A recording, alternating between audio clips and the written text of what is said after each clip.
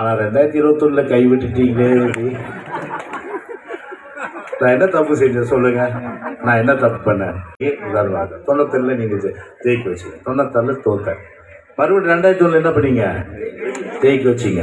அதுக்கப்புறம் 2006 என்ன பண்ணீங்க? ஜெயிக்க வச்சிங்க. அதுக்கப்புறம் 2011 என்ன பண்ணீங்க?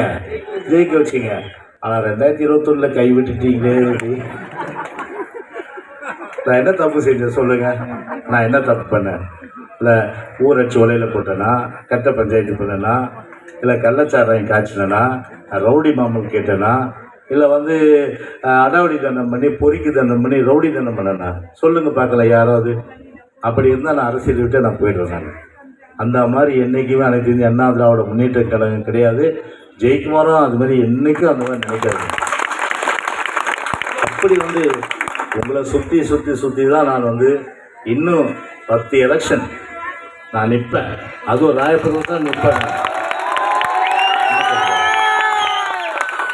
நான் பொதுச்சேரத்தை கேட்டேன்னா இங்கேருந்து கும்மிடிப்பள்ளி போய் நிற்கலாம், இல்லைன்னா சென்னையில் ஏதோ ஒரு தொகுதி நிற்கலாம்.